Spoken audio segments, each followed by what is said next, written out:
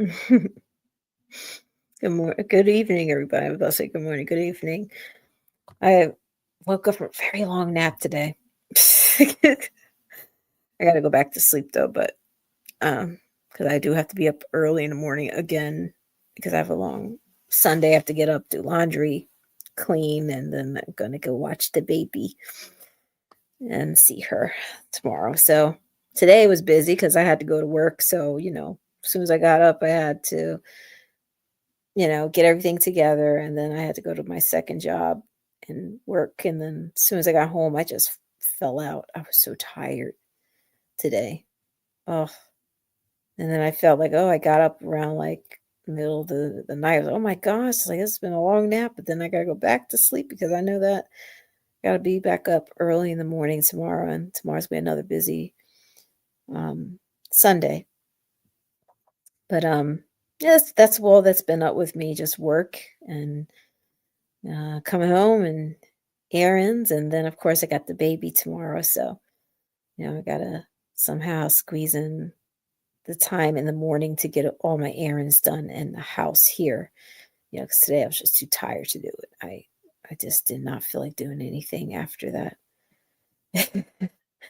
But, I figure go over a few things that I was reading this morning before I left for work. Because I was reading, about King Hezekiah, and, I was doing a study on that. See, I'm gonna look at this. I was reading about King Hezekiah, right? And before that time, like what happened with the children of Israel when they started, like, I guess, well, not, I wouldn't say started worshiping false gods because they were doing that well before this time, doing worshiping of false gods. And let me see if I can get to the part where they were talking about the children. Oh, there it goes. This is in Second Kings. Which chapter is this? This looks like Second Kings chapter 17. And I'll read it because it's really interesting. It says, in the 12th year of Ahaz, king of Judah, began Hoshea, the son of Elah, to reign in Samaria over Israel 9 years. And he did that which was evil in the sight of the Lord, but not as the kings of Israel that were before him. Against him came up Shalmaneser, king of Assyria, and Hoshea became his servant and gave him presents. And the king of Syria found conspiracy in Hoshea, for he had sent messengers to So king of Egypt and brought no present to the king of Assyria, as he had done year by year. Therefore the king of Assyria shut him up and bound him in prison. Then the king of Assyria came up throughout all the land, went up to Samaria, and besieged it 3 years.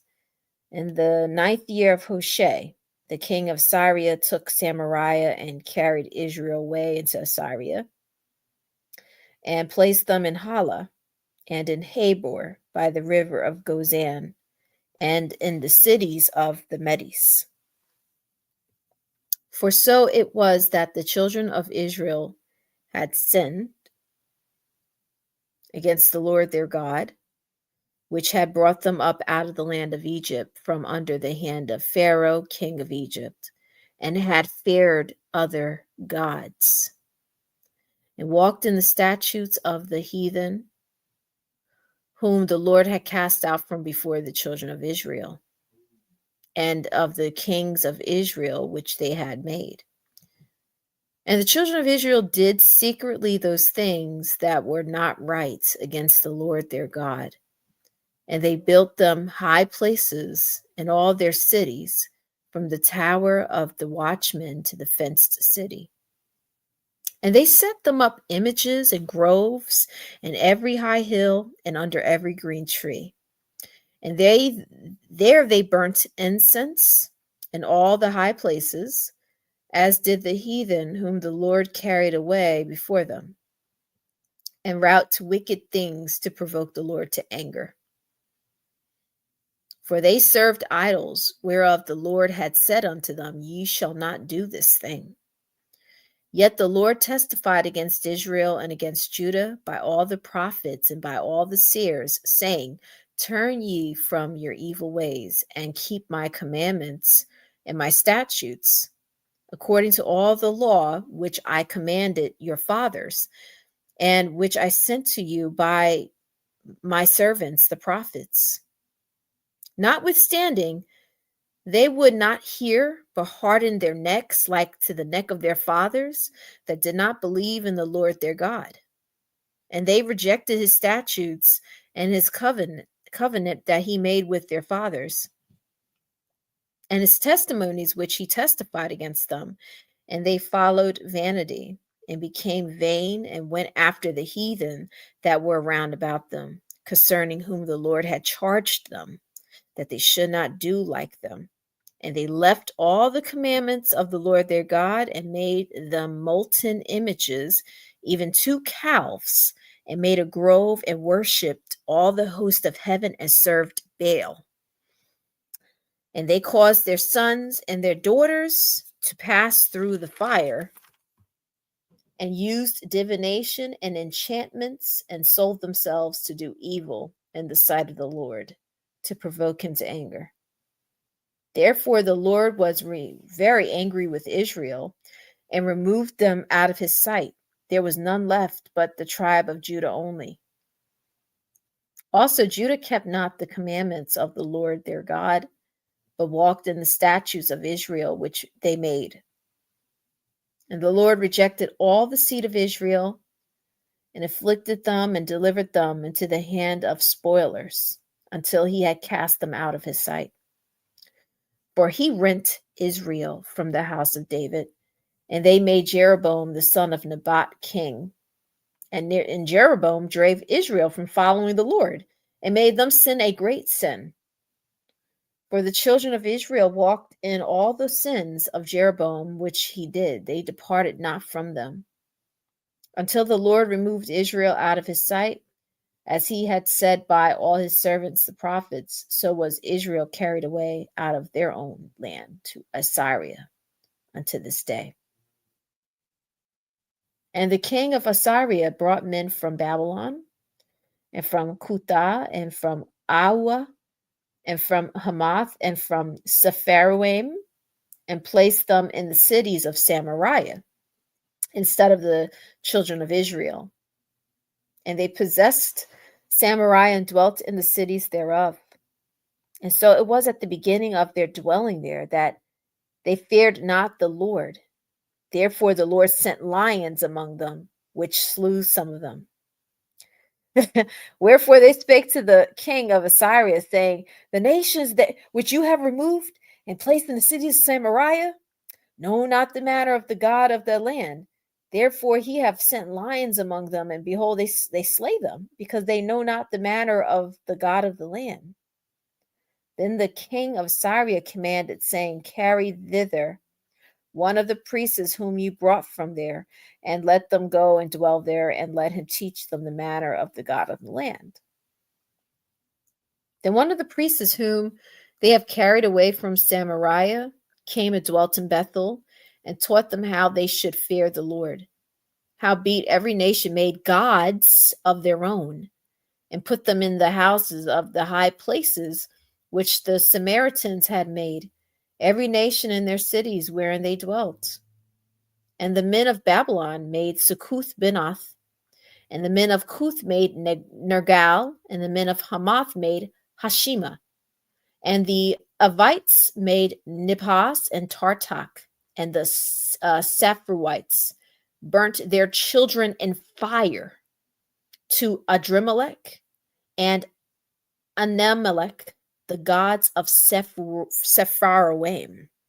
So they were doing a lot of this stuff, like in the Old Testament, burning their children, like I've mentioned before, but there was all these false gods. I mean, I have to do a stream one day talking about these false gods, all these names of these false gods are in the Bible, right? And even outside, you have Greek mythology, false gods, and the Hindus and all these stuff that they worship. But behind all these false gods are all demonic entities, all wicked spirits that's out there. And they are behind these false gods, and they burnt their children in the fire, made their sons and daughters walk across the fire. A couple of pages back, I was reading about one of the kings of Israel that made his son to walk through the fire, and he was, they thought that they were going to get blessings or something from this, and they thought this was a form of worshiping these false gods and fearing these false gods. So they did a lot of that in the Old Testament, burning their children in the fire. So they feared the Lord and made unto themselves of the lowest of them priests of the high places, which sacrificed for them in the houses of the high places. They feared the Lord and served their own gods, after the manner of the nations whom they carried away from thence. Unto this day they do after the former manners. They fear not the Lord, neither do they after their statutes, or after their ordinances, or after the law and commandment which the Lord commanded the children of Jacob, whom he named Israel, with whom the Lord had made a covenant and charged them, saying, You shall not fear other gods, nor bow yourselves to them, nor serve them, nor sacrifice to them. But the Lord who brought you up out of the land of Egypt with great power and a stretched out arm, him shall you fear, and him shall you worship, and to him shall you do sacrifice. And the statutes and the ordinances and the law and the commandment which he wrote for you, you shall observe to do forevermore, and you shall not fear other gods. And the covenant that I have made with you, you shall not forget, neither shall you fear other gods. But the Lord your God you shall fear, and he shall deliver you out of the hand of all your enemies. Howbeit they did not hearken, listen, but they did after their former manner. So these nations feared the Lord and served their graven images, both their children and their children's children, as did their fathers. So do they unto this day. So we see a lot. This is the whole history of what was going on, back in the days, ancient times. And this is what they were doing. The Lord says, you only just sacrifice to me. And the Lord never would have made them just go sacrifice their children, make them walk through fire. That's not, what I mean? That's so ungodly. When you think of that, how ungodly that is, and evil and wicked. But see, these people, that's all they knew. They grew up in these lands, and the people around them served these false gods, and they got influenced by these things. Oh yeah, walk through the fire for me. You worship this false god. This is how we worship them, and we're going to get blessings, and we're going to get this and that. Took their children and their babies and everything, throw them in the fire, and and worship, and thought they're getting blessings or something from these false demonic gods. All right, and I mean, it's sick. These people were so used to this, they got desensitized to sin. It became normalized. And that's what happens. And what they were doing was they were serving God, but then at the same time cheating and serving these false gods and putting their faith and trust into these things. And when you think about it, all the nations around them, Egypt and all these, Babylon, you name it, those nations were serving a variety of these false gods. So that's all they're used to seeing, is them serving multiple gods. So in their mind, they feel like, oh, I'm not doing nothing wrong. Because, I mean, the other nations, they serve multiple gods. So I don't understand why I just can't fear the Lord and also do these other false gods. Because that's all they knew in their head. And they thought this was normal. And the things that they were sacrificing and stuff they were doing was just demonic. Burning your children to the false gods, making them walk through fire. Like, come on. You know what I mean? And back a couple of chapters, they were cutting themselves for the false god of Baal. That's why God told them not to cut themselves or put markings on their bodies, because he says he didn't want them following the ways of other nations. And those nations were doing these things with these false gods and committing a spiritual adultery, you know? So it's just a history, and it's, I share these things because it's really it's interesting in the sense of learning like more what the what was going on, but it's something good to read and share. I feel like a lot of times, a lot of people miss these points that are in the Bible because, they just, most people, I guess, don't have the time to read. They don't take the time to read.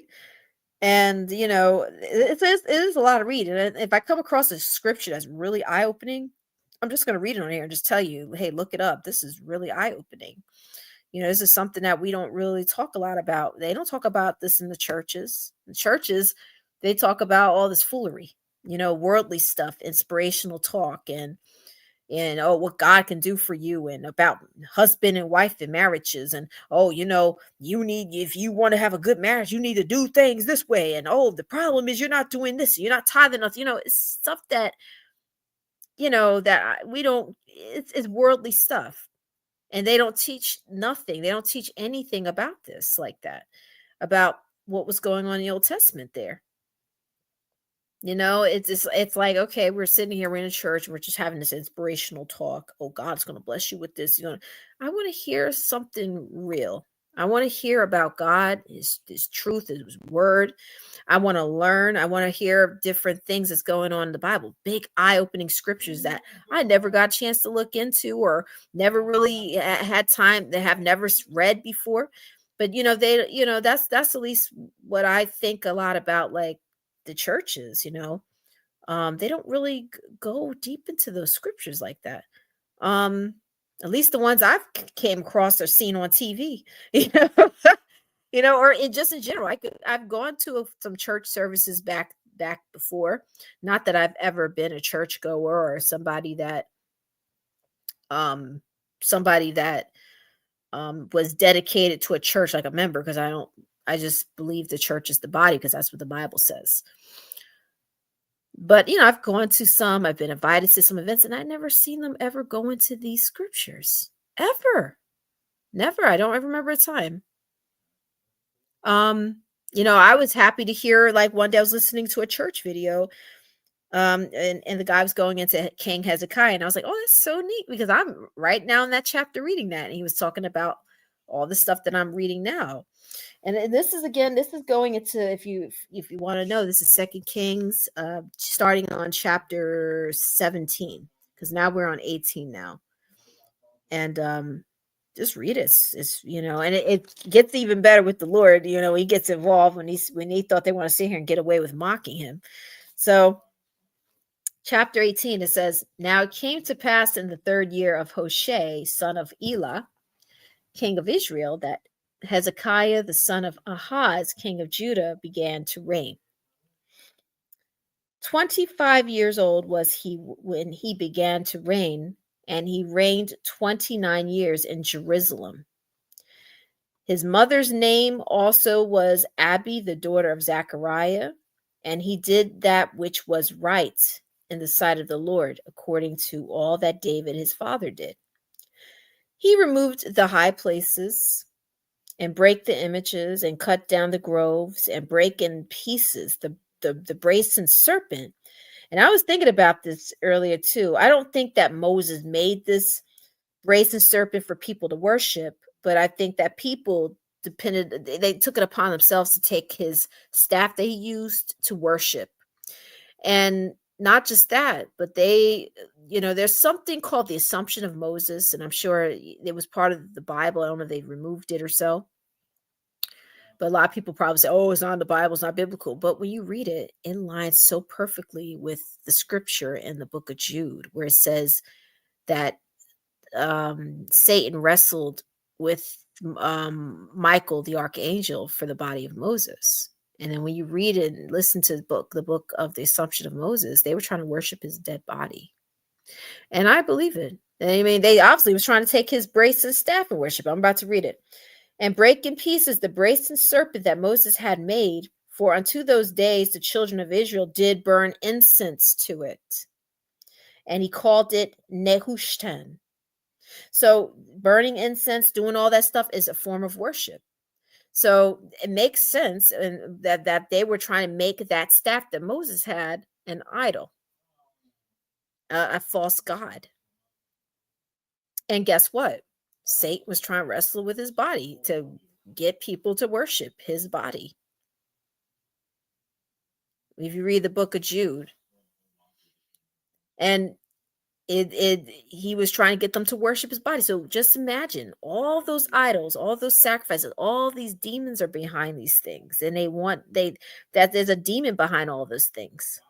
And I still have to talk about a stream about this different kinds of evil spirits and the things they trigger. You know, spirit of depression, anger, suicide. They're just evil, and they make you do things that are just not that is not of God. Influence you, whatever they can do. So they knew, they were like, yeah, I know they're going to worship his staff. I'm going to try to make them worship his body now. Make them think Moses is this great thing, No. So that's what was happening. So he broke in pieces Moses' brazen serpent. And he trusted in the Lord God of Israel, so that after him was none like him among all the kings of Judah, nor any that were before him. For he clave to the Lord and departed not from following him, but kept his commandments, which the Lord commanded Moses. And the Lord was with him, and he prospered whithersoever he went forth. And he rebelled against the king of Syria and served him not. He smote the Philistines even unto Gaza, and the borders thereof, from the tower of the watchmen to the fenced cities. It came to pass in the 4th year of King Hezekiah, which was the 7th year of Hoshea, son of Elah, king of Israel, that Shalmaneser, king of Assyria, came up against Samaria and besieged it. And at the end of 3 years, they took it, even the 6th year of Hezekiah. That is the 9th year of Hoshea, king of Israel. Samaria was taken. And the king of Assyria did carry away Israel into Assyria, and put them in Hala and in Habor by the river of Gozan, and in the cities of the Medes, because they obeyed not the voice of the Lord their God, but transgressed his covenant, and all that Moses, the servant of the Lord, commanded, would not hear them nor do them. Now in the 14th year of King Hezekiah, did Sennacherib, king of Assyria, came up against all the fenced cities of Judah and took them. And Hezekiah, king of Judah, sent to the king of Assyria to Lachish, saying, I have offended. Return from me. That which you puttest on me will I bear.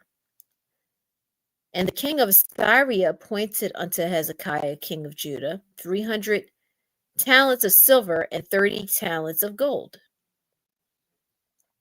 And Hezekiah gave him all the silver that was found in the house of the Lord and in the treasures of the king's house. At that time did Hezekiah cut off the gold from the doors of the temple of the Lord and from the pillars which Hezekiah, king of Judah, had overlaid, and gave it to the king of Assyria. And the king of Assyria sent Tartan and Rabsaris and Rabshakeh from Lachish to King Hezekiah with a great host against Jerusalem. And they went up and came to Jerusalem. And when they were come up, they came and stood by the conduit of the upper pool, which is in the highway of the fuller's field. And when they had called to the king, there came out to them Eliakim, the son of Hilkiah, which was over the household, and Shebna, the scribe, and Joah, the son of Asaph, the recorder. And Rabshakeh said unto them, Speak ye now to Hezekiah. Thus saith the great king, the king of Syria, What confidence is this wherein you trustest? You say, but they are but vain words. I have counsel and strength for the war. Now on whom do you trust that you rebel against me? Now behold, you trust upon the staff of this bruised reed, even upon Egypt, on which if a man lean, it will go into his hand and pierce it. So is Pharaoh, king of Egypt, unto all that trust on him. But if you say unto me, we trust in the Lord our God, is not that he whose high places and whose altars Hezekiah have taken away, and have said to Judah and Jerusalem, you shall worship before this altar in Jerusalem? Now therefore I pray you, give pleasure to my lord the king of Assyria, and I will deliver you 2,000 horses, if you be able to, on your part, to set riders upon them. How then will you turn away the face of one captain of the least of my master's servants, and put your trust on Egypt for chariots and for horsemen? Am I now come up without the Lord against this place to destroy it? The Lord said to me, go up against this land and destroy it.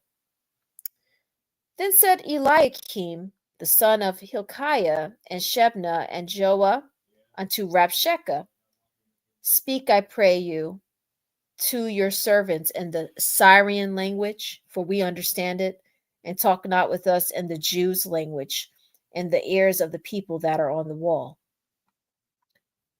But Rabshakeh said unto them, hath my master sent me to your master and to you to speak these words? Hath he not sent me to the men which sit on the wall, that they may eat and drink their own doo-doo, like dung and poop, and drank their own piss with you?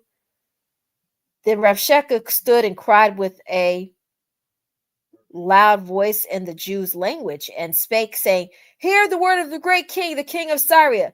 Thus saith the king, let not Hezekiah deceive you, for he shall not be able to deliver you out of his hand. Neither let Hezekiah make you trust in the Lord, saying, the Lord will surely deliver us, and the city shall not be delivered into the hand of the king of Syria.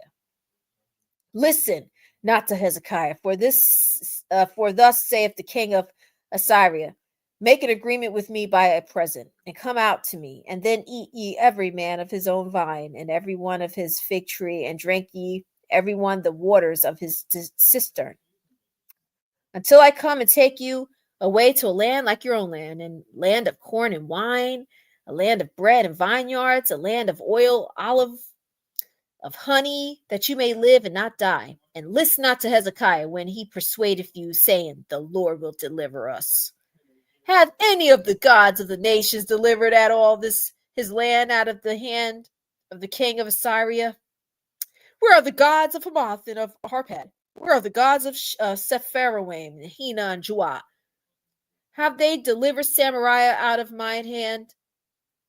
Who are they among all the gods of the countries that have delivered their country out of my hand, that the Lord should deliver Jerusalem out of my hand? But the people held their peace and answered him not a word, for the king's commandment was saying, answer him not.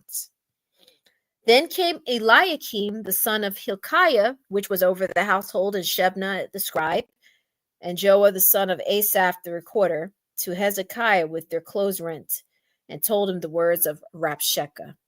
So before I go on to the next thing here, I was reading this early, and I was trying to figure out what was going on, right?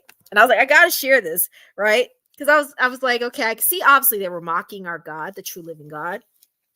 But why were they, what was going on here? Well, you see that King Assyria was able to take all these other nations. He had another king, I think the other king over there of Israel, Hoshea, being his servant. And then he was trying to do the same to Hezekiah, who is a man of God, who is a king, who did the right things, who took down all those false gods and all the things that the other nations were doing. And he ends up giving the king of Assyria the silver and gold from the Lord's house. And I thought to myself, I'm like, was he supposed to do that? I don't know. I think that possibly he was just frustrated and he was just trying to bribe him, get rid of him, like give him, how people give you hush money or like money to get rid of you, and like, just leave me alone, just take it, get out of here. I don't want to be your servant. Just here, it'll pay you off. And I don't know if he was supposed to do that with the money in the house of the Lord. I don't know if that was a right or wrong thing. I think that was the wrong thing to do, but he did it anyways. And the king of Syria was like, this is not enough. You need to serve me. I want to take your land. I want to take your people. And he brought his servant Rabshakeh there. And Rabshakeh is like, oh, this man Hezekiah, isn't he the one that took down the, he took away the altars and the high places, and you worship this man? He told you to worship before this altar in Jerusalem. Can you trust this man? And he's speaking in the Jews' language, right? Because I think that this is what I believe. I think he's speaking in the Jews' language so he can convince everyone around King Hezekiah that, oh, you can't trust Hezekiah. He's a liar. Your Lord, your God is not going to deliver you, like he said. Don't listen to him. Just turn him down, whatever, and come with us. We'll give you everything you want if you just come here and listen to us. Don't listen to that king that serves the Lord. That Lord won't deliver you. And that's why he's speaking in Jewish language to manipulate, to deceive, to make them think like, oh, I'm coming here to save you. I'm trying to, give you a better life. So I feel that's what I believe when listening to this. Obviously, he's speaking in the Jews' language to convince everybody out there that, oh, don't listen to this guy. So they told him, why can't you just speak in Syrian language? It's, we understand you, right? They're trying to get him to not talk in the Jews' language. But he ends up in the Jews' language speaking out loud. Don't listen to him. Come over here. What false? Look at all these other gods that these other nations serve. Did they ever delivered them out of our hand? No, blah blah blah. But what they're gonna find out? Look, those are false gods. That's why. But the true living God is real, and he can deliver. He could do whatever he wants, and he's going to deliver whoever he wants out of anybody's hand. So there we are blaspheming and mocking God, thinking they're going to get away with something. So here we go. We're going to go to the next chapter here. It says, and it came to pass when King Hezekiah heard it that he rent his clothes and covered himself with sackcloth and went into the house of the Lord. And he sent Eliakim, which was over the household, and Shebna the scribe and the elders of the priests covered with sackcloth, to Esai the prophet, the son of Amaz. And they said unto him, thus saith Hezekiah, this day is a day of trouble and of rebuke and blasphemy, for the children are come to the birth, and there is not strength to bring forth. It may be the Lord thy God will hear all the words of Rabshakeh, whom the king of Assyria, his master, have sent to reproach the living God, and will reprove the words which the Lord thy God hath heard. Wherefore lift up your prayer for the remnant that are left. So the servants of King Hezekiah came to Isaiah. And Isaiah said unto them, thus shall ye say to your master, thus saith the Lord, be not afraid of the words which you have heard, which the servants of the king of Assyria have blasphemed me. Behold, I will send a blast upon him, and he shall hear a rumor and shall return to his own land, and I will cause him to fall by the sword in his own land. So Rabshakeh returned and found the king of Assyria warring against Libnah, for he had heard that he was departed from Lachish. And when he heard say of Turkah,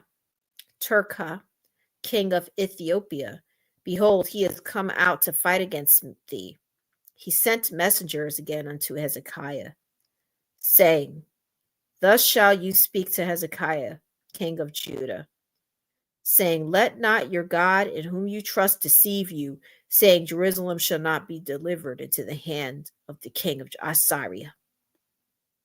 Behold, you have heard what the kings of Syria have done to all lands by destroying them utterly. And shall you be delivered? Have the gods of the nations delivered them which my fathers have destroyed, as Gozan and Haran and Rezeph and the children of Eden which were in Thelasar? Where is the king of Hamath, and the king of Arpad, and the king of city of Sepharvaim, of Hena and Juah? And Hezekiah received the letter of the hand of the messengers and read it. And Hezekiah went up into the house of the Lord and spread it before the Lord. And Hezekiah prayed before the Lord and said, O Lord God of Israel, which dwellest between the cherubims, the angels, you are the God, even you alone, of all the kingdoms of the earth. You have made heaven and earth. Lord, bow down thine ear and hear. Open, Lord, thine eyes and see, and hear the words of Sennacherib, which have sent him to reproach the living God. Of a truth, Lord, the kings of Assyria have destroyed the nations in their lands, and have cast their gods into the fire, for they were no gods, but the work of men's hands, wood and stone. Therefore they have destroyed them. Now therefore, O Lord God, our God, I beseech you, you save us out of his hand, that all the kingdoms of the earth may know that you are the Lord God, even you only. Then Isaiah the son of Amoz sent to Hezekiah, saying, Thus saith the Lord God of Israel, that which you have prayed to me against Sennacherib, king of Assyria, I have heard. This is the word that the Lord hath spoken concerning him. The virgin, the daughter of Zion, hath despised you, and laughed you to scorn. The daughter of Jerusalem hath shaken her head at you. Whom have you reproached and blasphemed? And against whom hast thou exalted your voice, and lift up your eyes on high, even against the Holy One of Israel? By your messengers you have reproached the Lord, and have said, With the multitude of my chariots I am come up to the height of the mountains, and to the sides of Lebanon, and will cut down the tall cedar trees thereof, and the choice fair trees thereof. And I will enter into the lodgings of his borders, and into the forest of his Carmel. I have digged and drunk strange waters, and with the sole of my feet have I dried up all the rivers of besieged places. Have you not heard long ago how I have done it, and of ancient times that I have formed it? Now I Now have I brought it to pass that you should be to lay waste fenced cities into ruinous heaps. Therefore their inhabitants were of small power. They were dismayed and confounded. They were as the grass of the field, and as the green herb, as the grass on the housetops, and as corn blasted before it be grown up. But I know your abode, and your going out, and your coming in, and your rage against me. Because your rage against me and your tumult is come up unto my ears. Therefore I will put my hook in your nose, and my bridle in your lips, and I will turn you back by the way by which you came. And this shall be a sign unto you. You shall eat this year such things as grow of themselves, and in the second year that which springeth of the same, and in the third year sow ye and reap, and plant vineyards and eat the fruits thereof. And the remnant that is escaped of the house of Judah shall yet again take root downward and bear fruit upward. For out of Jerusalem shall go forth a remnant, and they that escape out of Mount Zion, the zeal of the Lord of hosts shall do this. Therefore thus saith the Lord concerning the king of Syria, he shall not come into the city, nor shoot an arrow there, nor come before it with shield, nor cast a bank against it. By the way that he came, by the same shall he return, and shall not come into the city, saith the Lord. For I will defend this city, to save it for my own sake, and for my servant David's sake. And it came to pass that night that the angel of the Lord went out, and smote in the camp of the Assyrians 185,000. And when they arose early in the morning, behold, they were all dead corpses. So Sennacherib, king of Syria, departed and went and returned and dwelt at Nineveh. And it came to pass, as he was worshiping in the house of Nisroch his god, that Adremelech and Sharezer his sons smote him with the sword. And they escaped into the land of Armenia, and Esarhaddon his son reigned in his stead. So I'll stop there. Really, really eye-opening. Shows how, you'll play around with God. God tells you what he's going to do. He's like, oh, you wanted to blaspheme? Oh, you want to win, take this land? No, you're not. You're not going to do anything. And no, you don't have no power. And see, the thing is that this king of Syria was so filled up with pride, just like the Pharaoh. He was filled up with so much pride, and he thought that he was greater than God. He thought he can challenge God at the Red Sea when he opened that Red Sea for those Israelites to go through. And that water flew right down on everybody. All his army men, everything. He got them. Everyone got out. The Israelites got as soon as they were all out. Guess what? That water flew right back down onto them, swallowed them up. And that's what pride does to you. It gives you a false sense of self. It makes you think of yourself higher than what you are. That you're better than what you are. When you're really nothing. And see, that's what happened with Cyrus, king of Cyrus. He took off all these other lands, right? Even when God sent those lions out to go attack those men, right? He still didn't. He still had too much pride, just like King Pharaoh. He sent those 10 plagues on Pharaoh, and he still had too much pride. He still wanted to think he was great as a king and that he was God or something. And same thing with this king of Assyria. He had so much pride that he just thought he was something. He thought that he really was going to take over this land because he took over all these other lands with those false gods in it.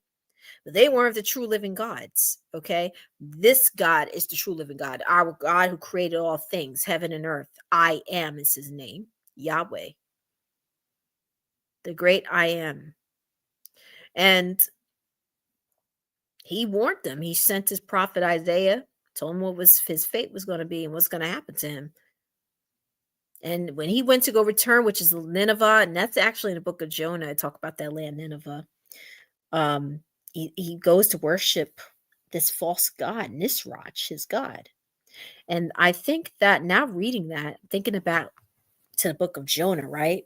About what they were doing in that land, I think that was one of their biggest sins, was worshiping the false gods.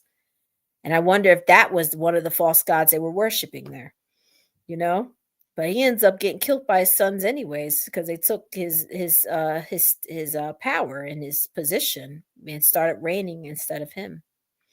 So as soon as they went and killed him off, and then decided, well, now we're king now. His own children. I don't think that was an unusual thing, like, at those times, especially for kings and stuff, and those kings in those other lands. Look at David, how his son was trying to reign. His son was rebellious, and they would kill their parents and might kill their fathers and then take their position. I would say all of them, but a lot. It was it happened a lot, as you can see. I thought there was another king too, that where their sons went and they killed him and smited him as well. I got to go back because there were so many situations that I read where the sons would just go off their fathers real quick, kill them, and then they would become kings. That's what ended up happening to him. He never took that land. He turned right back around, because when God sent his angel to kill all those men that he thought he was going to come and take the land, and he saw those dead corpses, he was out. He was like, oh, woo. That was enough for him to be like, let me run. Okay. He fled. And then when he got back to his land to worship that false god didn't deliver him from shit. His sons came and smote him smote him off and killed him. And then they took his position. And that was his fate. But yeah. A lot of kings in the Bible, and even to this day, it's not even just in the Old Testament. Even to this day, you got people who think they're God. They look at that guy that's in what is it? Is it North Korea? Look how he walks around. He thinks he's somebody. He's those type of guys that walks around. They think there's something. They want to be worshipped. You got to put pictures of him all in your house, like he's something. And it's those type of guys that think they got power. They think they're like God. They think they can take over the world. Look at Hitler, look at all these kind of people that think this way. Their pride got the best of them so bad that they thought that, oh, I'm going to just take over everything. While yet they don't realize it got an ending, and it ain't going to end well. And there is a great judgment coming. So if you feel like, oh, these people, died and they have nothing to answer for, oh no, they very much do.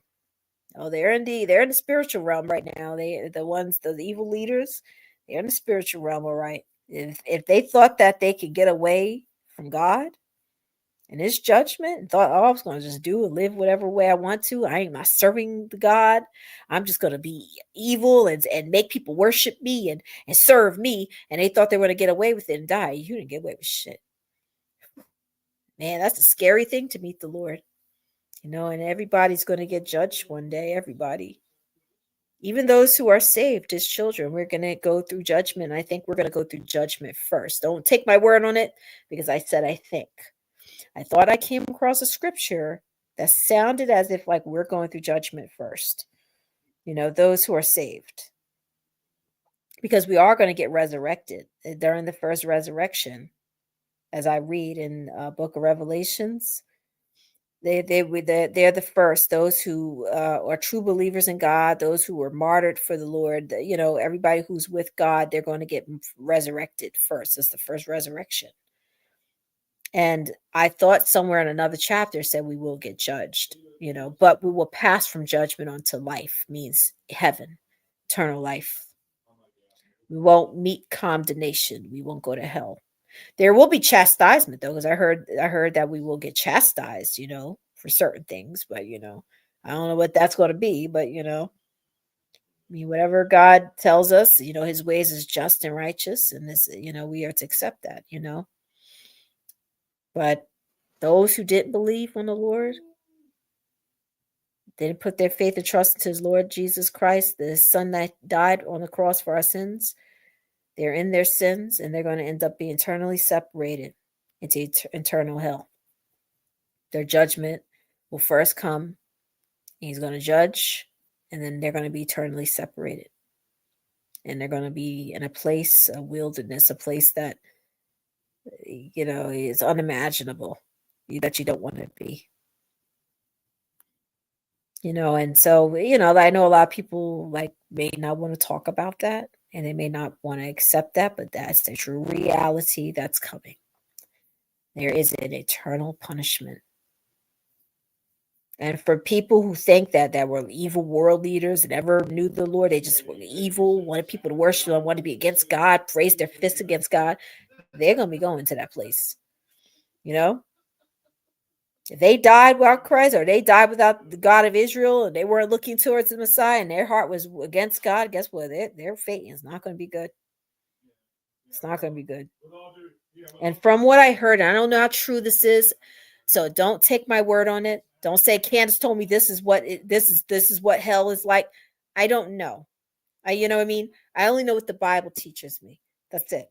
But I will tell you, I've heard this before. Aside from the Bible, I've heard that there are different levels of hell. And I don't know how true it is, but I heard that from different people, and there's people who said they've had experiences in the spiritual realm.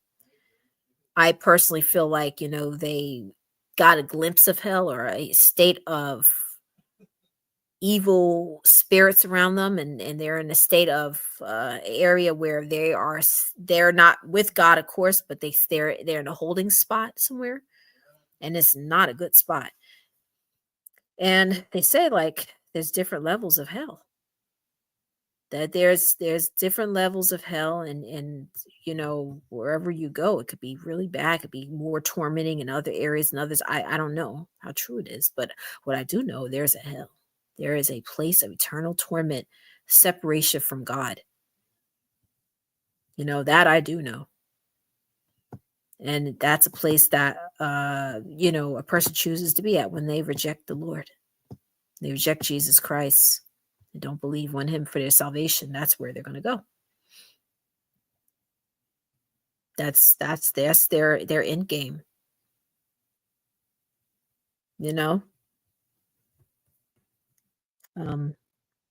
Looks like I think I put a little scratch in my. Oh, that's because I keep putting my nails. I always drive my nails. There's a rubber part on my laptop I always put my nails in. But yeah, it's a true reality, and it's coming, and you just don't know when that day is going to be. You don't know when that day will come, when is your deathbed. So you got to be prepared to meet the Lord at all times. You have to be watching at all times. Not watching for the resurrection, rapture, or whatever people say. You need to be watching at all times. Because like I said, you don't know when is your last day here. There are people dying at 10, 9, 18, 20 years old. You don't know when that's going to come. I mean, tomorrow could be my last day. I don't even know. But I know one thing. I ain't going to hell for nobody. And I do not want to go, and I do not want to die without the Lord. And I have the Lord in my life, which I'm very thankful, grateful for. I know through faith in Jesus, I'm saved. Then after this, that I will go through judgment and be with him and live my purpose in serving him. I'm living a new nature after this. I don't know, nobody knows what it's like being in a sinless state, or a state of not sinning and being a perfect soul or spirit. I don't even know. I don't know, like, what is, we were blind to that, that realm, that dimension, Yeah, it's really interesting. I don't know. And thinking about like eternity, it's very disturbing, because you all you know is the beginning and end to things. You don't know, like how does that feel to always be after this. You had a beginning, but now you're not going to have an end. You're just going to keep living.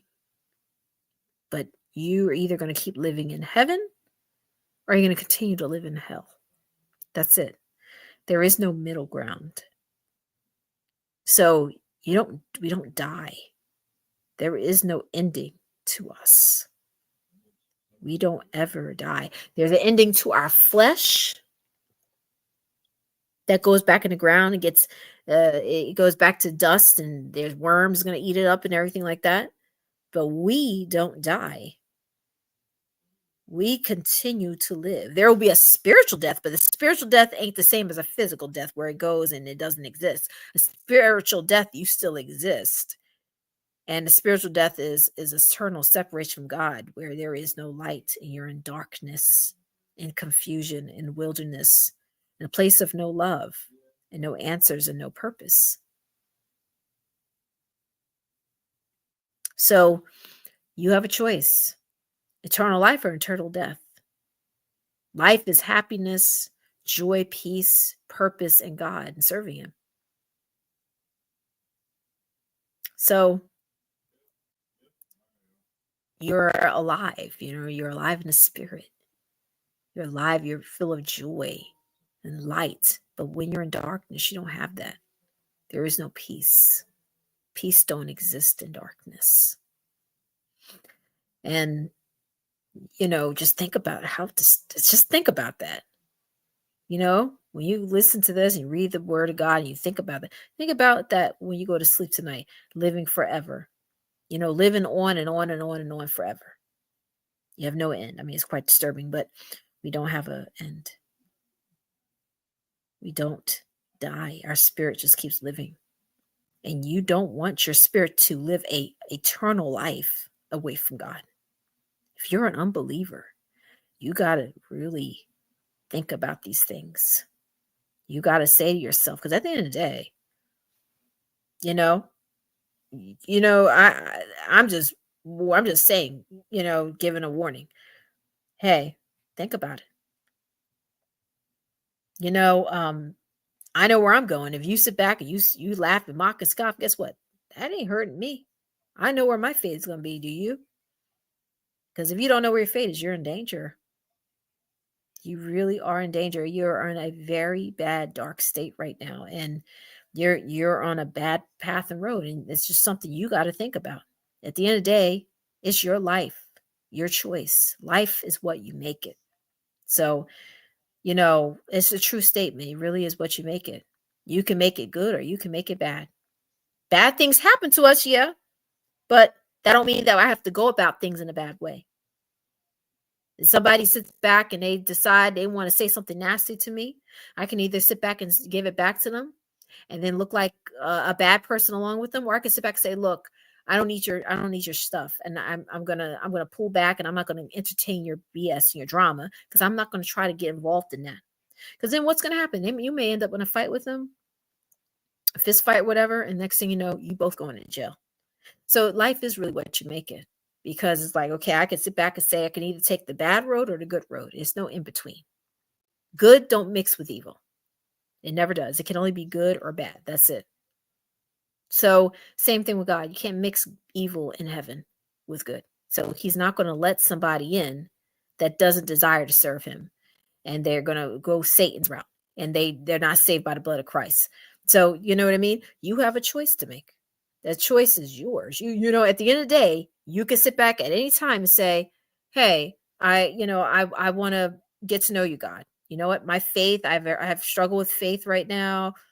But I don't know you, but I would like to know you, or you can sit back in your vomit in the sinking sand and keep playing games with your life. That's on you. Just remember, there ain't no ending to you. There is no ending to us. We are going to live on. This body is going to fade, and we're just going to continue to move on in the spirit. And you either going to be with God or separated from. That's it. And this is a true fact. This is a true reality that's coming, is that there's going to be most people are not going to make it into the light because of the lack of faith, because their hearts desire what is opposite of God. And that's why they don't seek God. They get mad when they hear about God. They get upset when they hear about Jesus and his name, because they want to live in this darkness. And they think this is going to go on forever, and it's not. It's all temporary. And why they get so mad? Because it's the truth. It's all going to come to an end, and there's going to be a whole heavens and new earth made very soon. This world is not going to go on forever. God is, as a day, there's an expiration date here too. And God is going to come, and he's going to make a new heavens and a new earth. And all the former things are going to pass away. And this is going to be no more. But what is going to be is it's going to be hell. And there's going to be a place that you don't even want to imagine. You can't even imagine it. The torment. I believe it's going to be a mental one. And I think they say a lot of times mental pain is worse than physical pain, because it's just ongoing. It's a pain you brought to yourself. It's not God's pain. God didn't do that. You did it. It was your choice if you chose against God. That's the beauty of life, is you got your own choice. God is not forcing you to do anything, but you've been warned. Every one of us has been warned. We cannot at the last day say to God, I didn't know. You did know. Everybody's been warned. He's been warning us in this word for centuries, okay? He's been telling you over and over and over and over again about what's coming. He showed you the history and the lineage of the line of Jesus. He's showing you the history of Israel and Jerusalem, what's going to happen. And look what's happening over there right now. He told you everything in there. Just read it. I mean, it's all there, and we see what's happening in this world. Everybody's starting to feel the darkness of this world more now, because what we're wrestling with is a spiritual realm. It's a dark spiritual realm around us. The prince of this world is Satan, and he's one that's running all the evils of this world. And you got, people always say, who's in charge of the whole world? Who do you think? The Bible already told you. Satan's the prince of this world. That's why it's so evil. And we're affected by sin, and it just goes from generation to generation. And the only way out is through Jesus Christ. There's no other way. You're only saved by his blood. That's it. So, Yeah, it's something to think about. If you're an unbeliever, you don't know God, or you just having a hard time with your faith, you just hey, it ain't gonna hurt to just reach out to God and say, God, please help me. I really want to know who you are. I want to take your warning serious. I'm not trying to play around with my life. You know, I'm not going to hell for no one. You know, you need to go to God and say, God, please give me faith. Pray for faith, man, and to see the truth, because the day is coming, man. Your day, my day, everybody's day is coming, and it's not. No one can avoid it. Not only is death coming for us on the flesh, but there's a day coming for judgment, and we're all going to be standing before the Lord. And it's not, it's unavoidable. What God says is unrevocable, and it's all set in stone. You want to switch? Okay. Let me go out this way. I gotta get some water anyways. And then I gotta go back to sleep because I gotta get up early. I don't know. I didn't eat dinner. I fell asleep so late. I don't know. I'll see if there's something in the fridge. I'm gonna clean up in here. But yeah, it's unrevocable. Where's my little shoes at? Oh boy. I don't even have my thing for my rope. Hold on here. Let me go get it. Give me a second. I'm gonna go get that little wrap for my robe. Oh.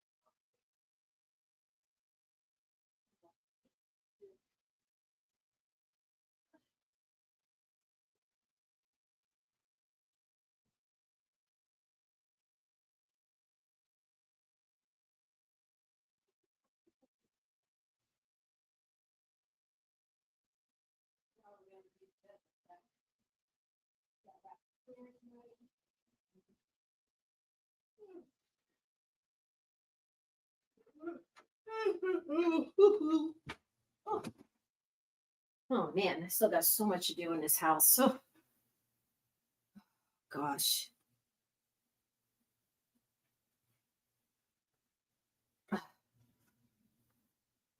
Okay, got my little rope thing here. I gotta move this all around. Got stuff all over the place. oh. Oh boy. So yeah. I won't be on here for too long. Put this candle. I just need something good to smell. I would have had wine tonight, but I didn't eat anything, and I don't want to drink wine on an empty stomach. Let's see what we got in the refrigerator to eat, because I already had enough sodium today. I got to be careful with sodium.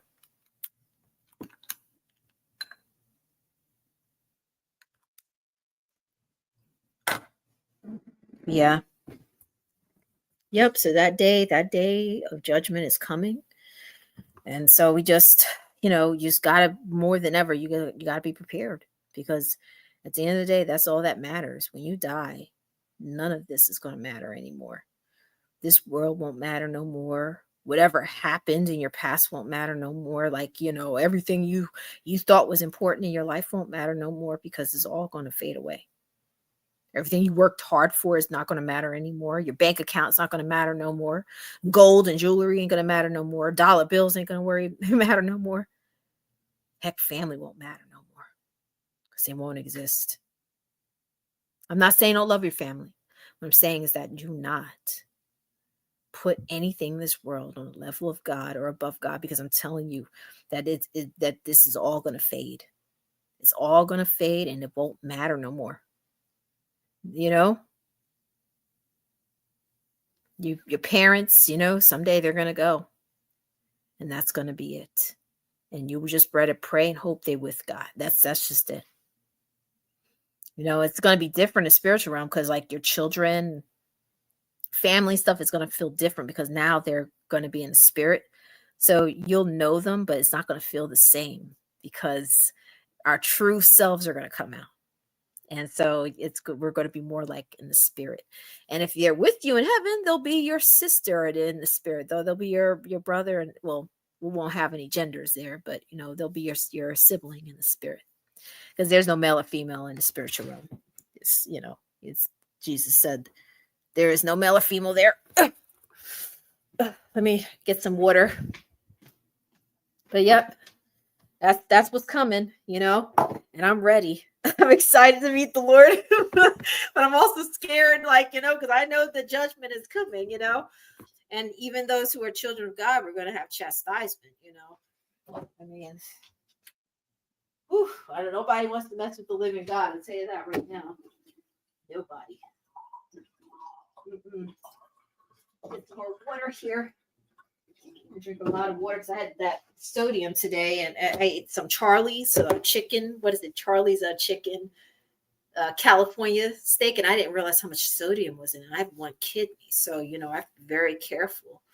I saw that it could be anywhere between like 2,000 milligrams of sodium and over, and I'm like, ooh, I got to drink some water. I got to make sure. I'm not trying to get bloated or anything like that. They say you can cause you to have fluid retention and all sorts of stuff. So I'm like, no, I got to make sure I drink a lot of water. Hungry, but I just don't know what to eat. I don't know. There's oatmeal in here, but I don't feel like cooking right now. And let's see what they got here.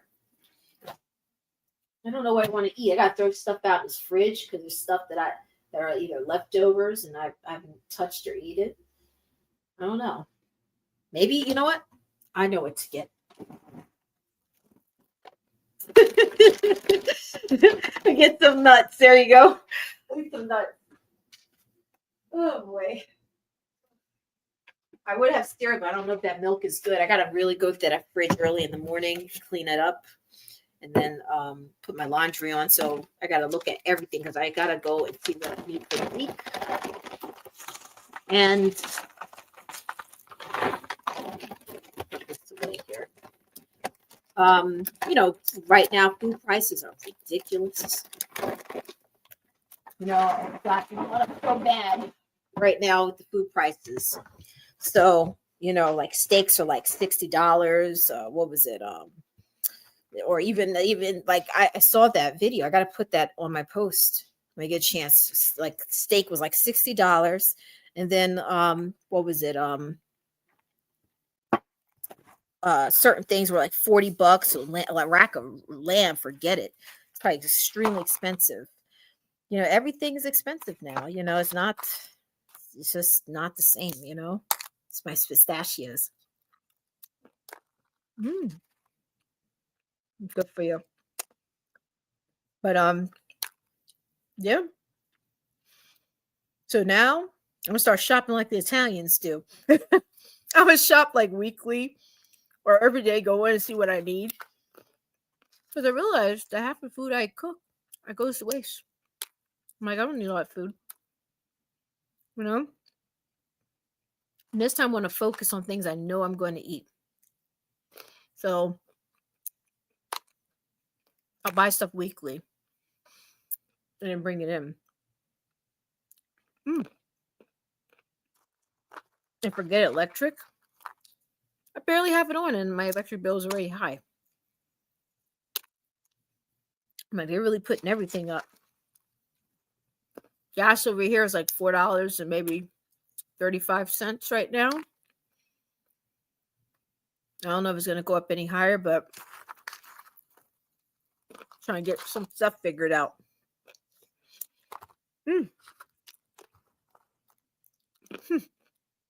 Man, when you're hungry, these taste so damn good. It was dinner and everything, just sleeping. I've just been so tired. I don't know. I think it's a variety of things. I think it's my hormones. I'm getting older. I think it's just the adjustment to life and situations. I'm trying to adjust to my new job and new schedule. Got the kids sometimes on weekends here and there, and seeing them tomorrow. I have work today, and it just seems like time itself is going by so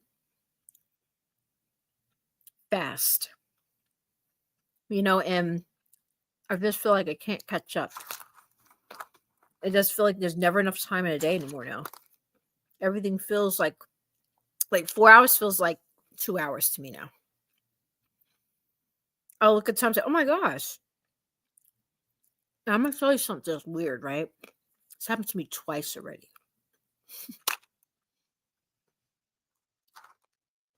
This happened to me last night, I think. I woke up and I thought that it was the morning time and I had to go to work. So I got out of my bed, jumping out of the bed,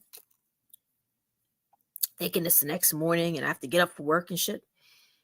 And I'm like, I gotta go to work. And I realize it's 12 midnight. I'm like, oh, wow. Go back to sleep and I'm fine. Now today I go to work, right? Come back home, go back to sleep. And the same thing happened to me. I woke up in the middle of the night and I thought it was the next day. And that, oh my gosh, I got to go to work. And, and then I realized, no, I don't have to go to work. It's only, it's nighttime. So it's been happening to me a lot these past couple of days. I don't know why. I just feel like I wake up in the middle of the night and I think it's the next day. And now it's time for me to go to work. And it's like, no, Candace, relax. You don't have to go to work right now. Go back to sleep. And I freak out too. Like I wake up with anxiety that I'm late for work. And I'm like, oh my gosh, I gotta go to work. I'm late. Oh my goodness. And I'm running into the bathroom. And then after maybe a minute, I realized, no, I don't have to work. It's nighttime. And just calm down. Same thing today.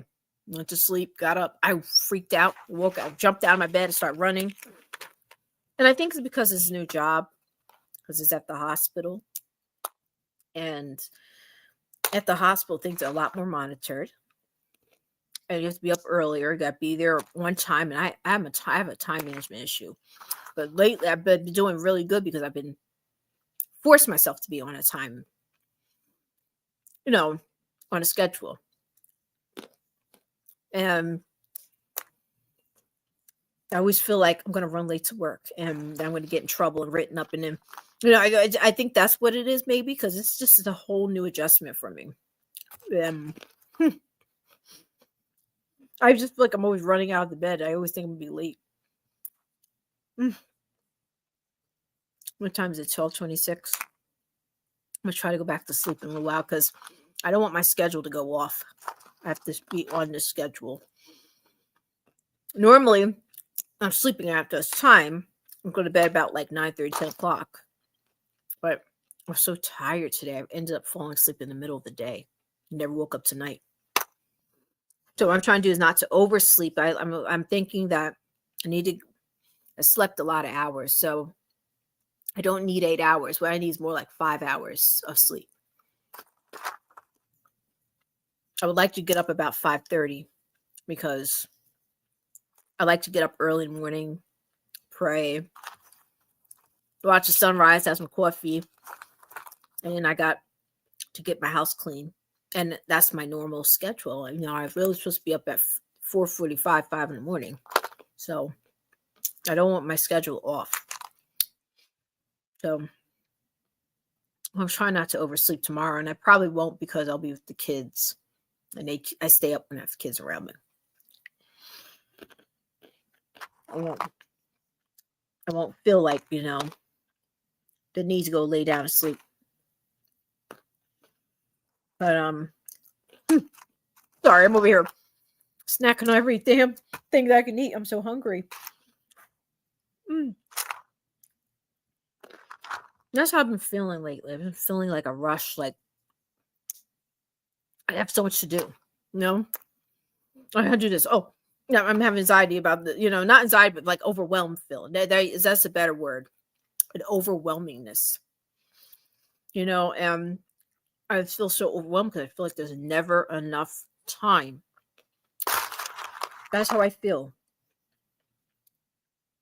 I feel like I'm running on less than 12 hours. Like, even though it's 24 hours a day, I feel like the day is cut in half now. There's not enough time.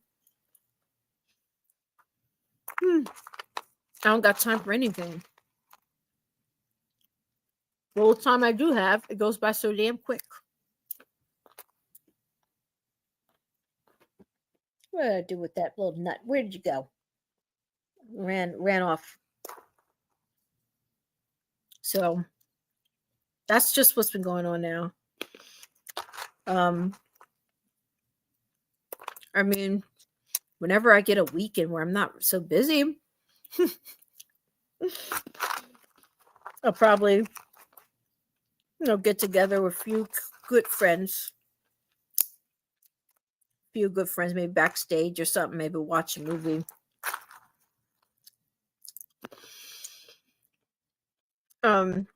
If we do any streams or anything, it has to be early in the day because half of the time, like I said, I'm sleeping at 9 o'clock, 9:30 now. Today is just an off day where I fell asleep after work, and now I'm off the schedule.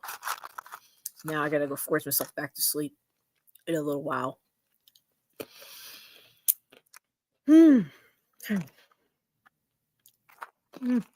Missed dinner and everything. I was supposed to cook and stuff. I fell out. My husband never woke me up. That's because he was watching the Flyers game.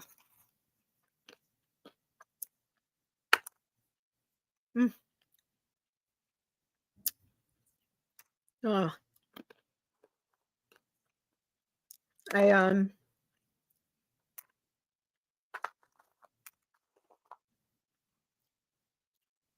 If I do any streams like EQ stream, I'll probably have to do like a day, like a Saturday or Sunday, like early in the day. I've got to find out. There's a lot of topics I like to talk about.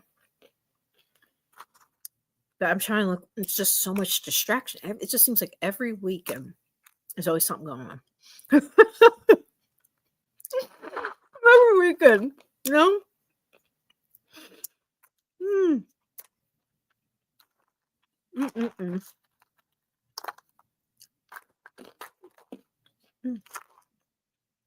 I'm almost ate up all these pistachios I have in there. That's how hungry I am right now.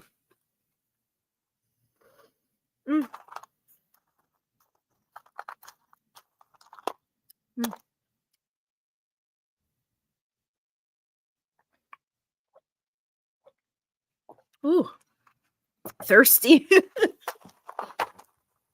I'm trying to think, do I want to drink that wine now that I had a little bit of pistachios? I don't know.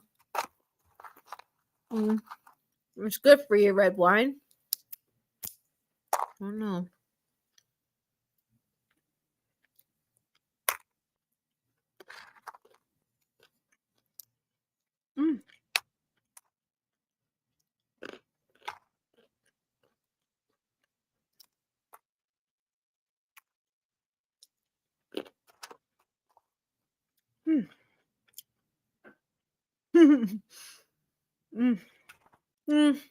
I guess maybe. I don't know. He's calling my name, just like I don't know how it's going to go in my stomach. Because I had these pistachios. I ate a good amount of them. I don't know.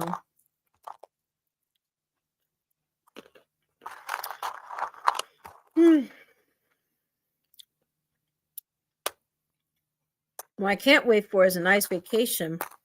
Well, where I work out right now, you have to accumulate your hours. So I'm going to say, what happened to this?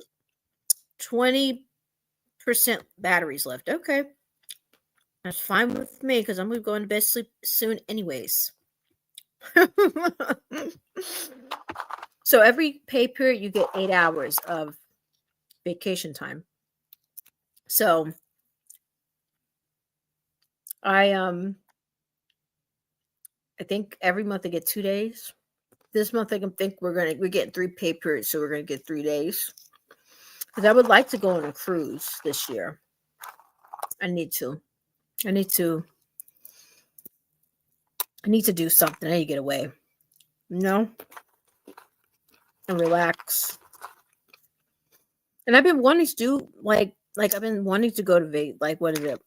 Museum stuff. It's just the time. Like it's hard to find time.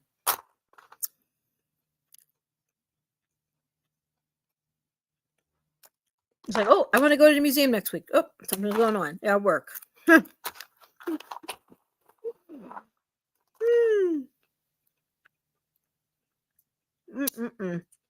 Heck, I haven't seen my friend in 2 months.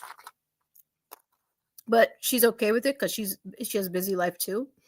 It's just the idea. It's just the whole point of it that people don't have time. At least the time they want. I do want to see her soon. I'd like to keep in touch with her and make sure she's doing okay. All that.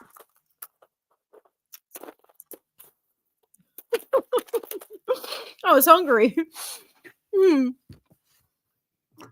me go get some wine. Let's see. But I ain't gonna drink a lot because I'm gonna have some of that cranberry wine over there.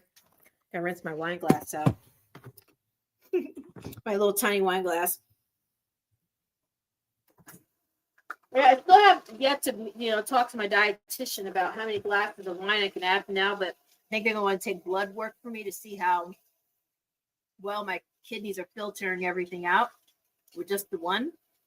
If it filters out well and it looks like everything is good and the levels are okay and it improved a lot, they may say, oh yeah, you can have maybe 2 cups now, like 2 5 ounces, which is fine with me. I don't need any more than that. And I'll tell you, back in the days when I used to drink wine, forget it, I got crazy, Oh, but I'm crazy as it is. I have a very crazy personality. Not crazy in a mental illness status. So we want to learn the difference, I'm crazy in a sense of my personality. I have a very crazy personality. When I drink, I don't need much to have fun, or I don't even actually need wine at all, of course, to have fun. But when I drink wine, I just get really crazy. So I'm like, I just don't want to drink too much of it.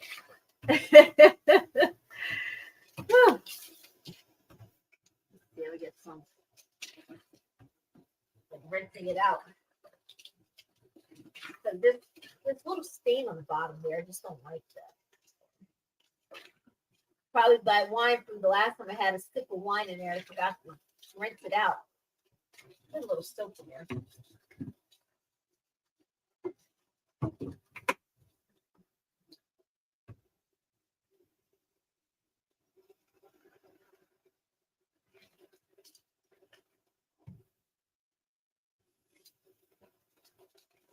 All right.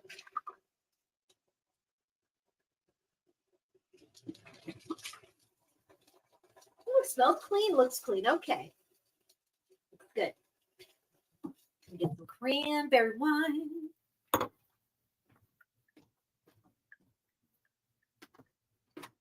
Tomasello brand. This is one of the best. And I'm only going to get like the 5 ounces. I know that this is like a 6 ounce glass here. So I would put it up to probably right about here, because that's about 5 ounces. So we don't need any more than that.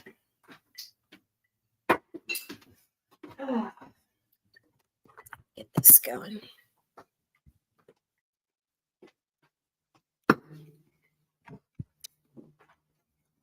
All right.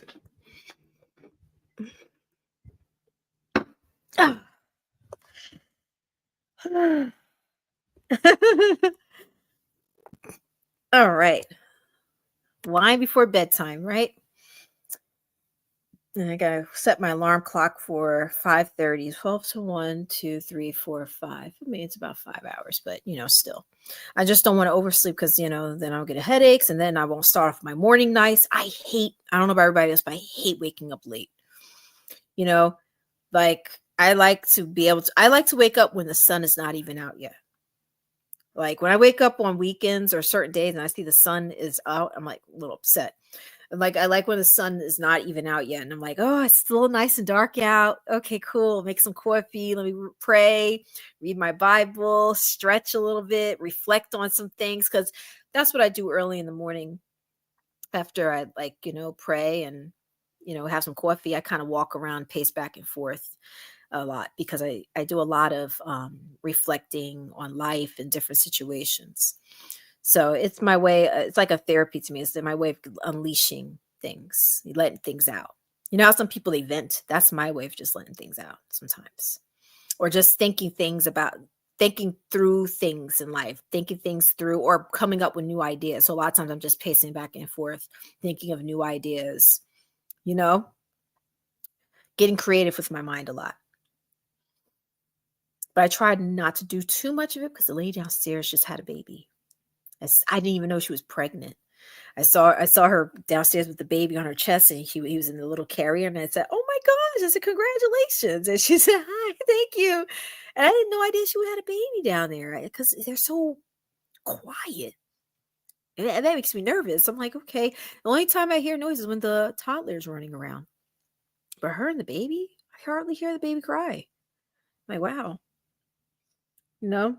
So I try not to do too much at this time of night. Like I try not to pace back and forth too much because I don't want to wake her and the baby up. And I know around those first months, it's pretty tough for a mother. And let me tell you, when my sister had the baby last year and I had to be up helping out with the baby in the middle of the night, it wasn't. I mean, it wasn't easy, but I was happy to be there to help, you know you up all night, get up every 2 to 3 hours feeding the baby, changing diapers, and then so I'm like, I kind of have an understanding of that, and I'm like, I don't want to walk across the floor, wake her up when she's having her sleep, and she got to be up another 2 hours to feed the baby, or if it's baby being breastfed, that baby is up all night long. Oh man, breastfed babies, forget it.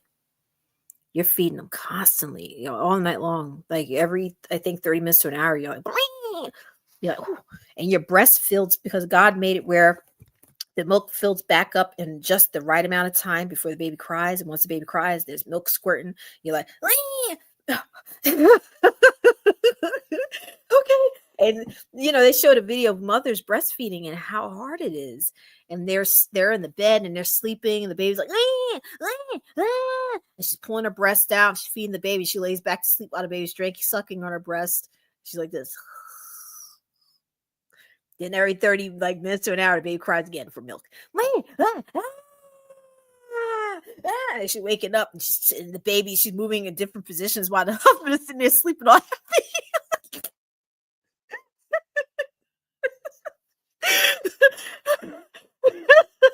I mean, that's a lot of work, every 30 minutes to an hour or 2 hours. I mean, but when I had the baby, yeah, every 2 hours. And even if she didn't cry, I would get anxiety. I would jump up out of the bed just because.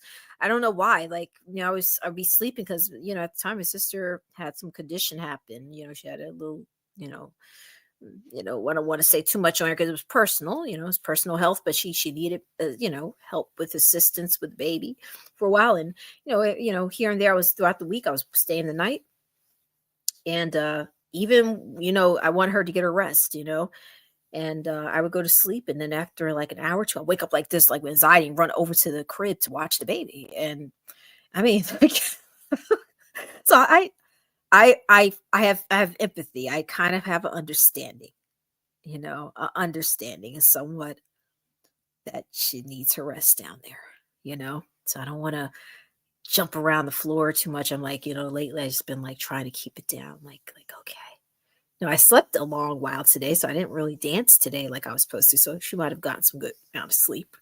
But I just don't want to stress the mommy out, I don't want to stress her out. She's probably going through postpartum. She's probably have her hormones all over the place. you know? And the baby, she was so cute. He was so cute. He was so tiny,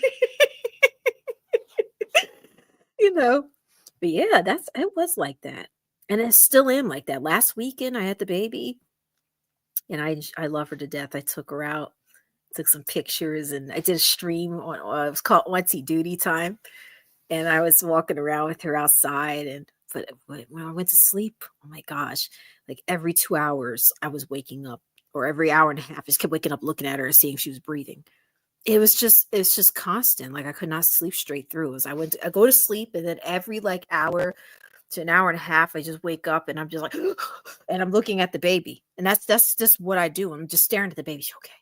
I'm just checking her stomach. And I'm watching her for like 10 minutes, just watching her to see if she's breathing. And I don't want her sleeping on her back. And the reason why I don't like babies on their back is because if they vomit, they can choke on their vomit. So I think that, oh gosh, let make sure because she's one now. She rolls over, so sometimes she's rolling over her back, and I'm like, oh no, let me put her back on her side, and I'm sitting there and I'm just watching her and just seeing if she's breathing, like, oh, she's breathing okay, everything looks fine. Oh.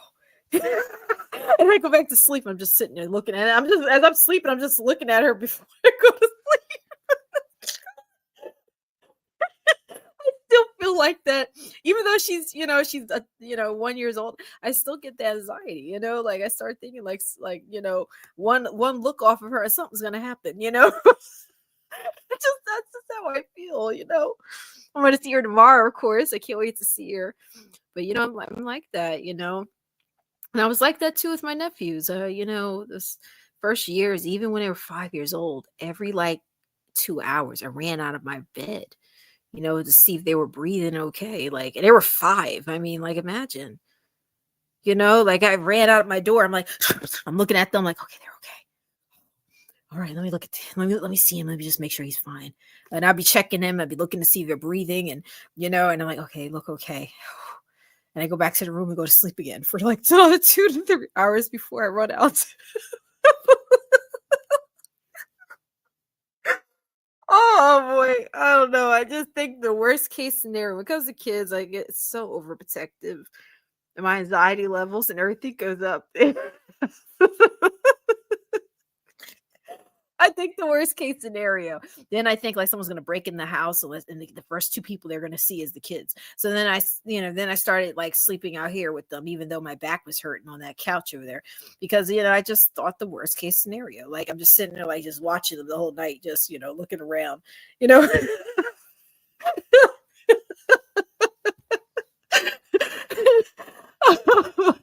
I'm like, oh man.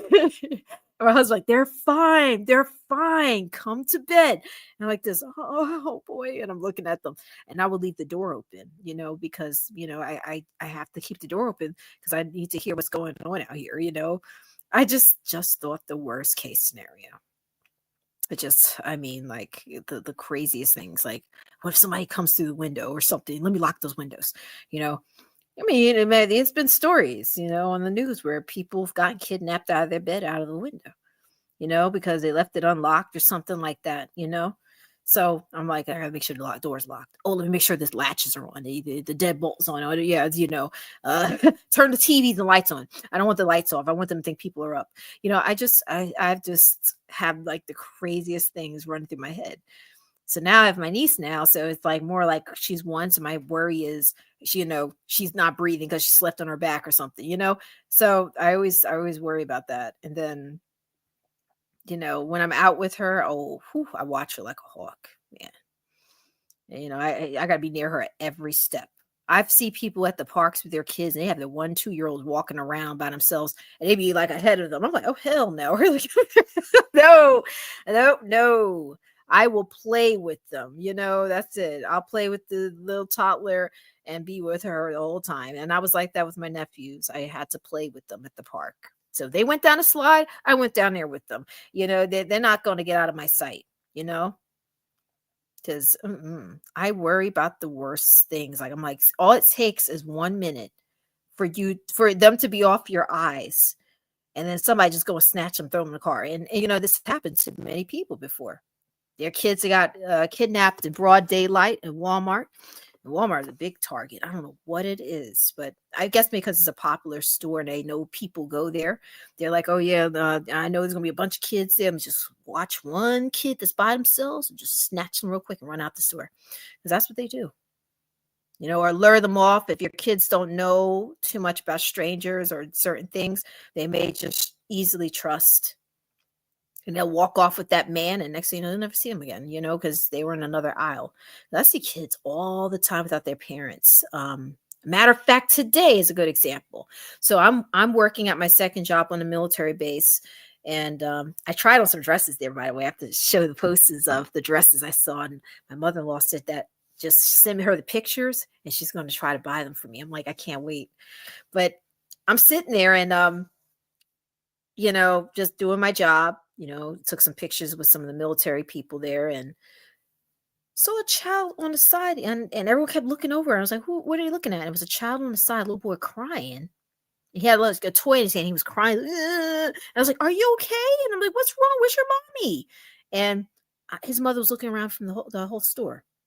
And when I stayed next to him, I was gonna leave him there. Like I don't care if there's other people standing there. I stand there because you don't know if there's somebody that's a predator or that's trying to lure him off. So I stand next to him until the mom came. I said, "Where's your mother at?" I said, "Where's she at?" I said, "Is that your sister there?" And there was a girl looking around. I think it was his sister. The mother came out of the corner and says, "I told you to stop walking off." As I noticed she had like other kids with her. So she probably thought that maybe he was following her, and maybe he got sidetracked and lost her. And he probably thought that his mother left him there. So he was crying and everything. I said, that's how quick somebody can take somebody. Imagine if it wasn't me, it was a predator standing there. The kids are like, hey, you okay? Let me go lead you to your mom. You okay? Come here. And walk you out the store. You know what I mean? Like that happened today. I was like looking at the mom like, oh my gosh, yeah, he's standing over here. He's crying. And so, oh my gosh. And, she was like, I told you not to walk off. And she had a baby. And well, of course, she probably was paying a lot of attention to the baby because, it's a baby. And she had an older daughter, and I thought I saw another kid. So she probably just had so much going on, but that's just how fast something can happen where somebody gets lost. And if it wasn't for me and the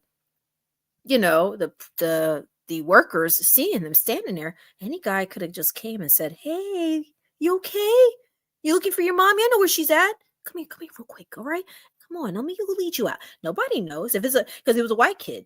It could be a white man that's a predator that looks, and he could say this is his son or whatever. They may think it's his son walking out the store. Well, come on, let's go. It's all right. Come on. Let me go take you to mommy.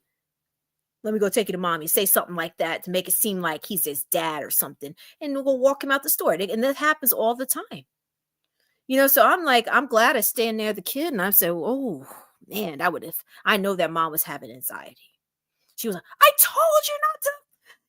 She was yelling at him. I understand, come here right now. I told you not to walk off. Blah, blah, blah. I'm like, man, thank God, like it wasn't some guy or some weird person standing around, like, but it was weird because he looked scared. And I get it because your mom's not around, but he was just sitting there, his head inside of his laps, just covering his face. And I say, are you okay? And I said, okay, let me go get your mommy. Okay. Where's your mommy at? We're going to look for her. And I stand there and they were all, the other workers were, looking around. I saw a little girl looking around like she was lost, like she was looking for somebody. So I figured that must be a sister. And then the mom caught it. I was like, oh, probably got in trouble when we got home. But but you got to really keep your eyes on these kids. You really do. Like, so I get anxiety about when I have kids with me, forget it. I'm watching them like a hawk. People say, oh, you got to let them live a little. I think one time, this is going back years ago. How much batteries I got left? 2%. Well, I'm going to come off here in just a minute. I can't even get a sip of my wine yet. He was like, let him live a little. Like, you got to let him have a little freedom because, I was following them everywhere. Everywhere they went to park, I was following them. And I was watching them ahead. Okay, be careful. Don't don't jump off of there.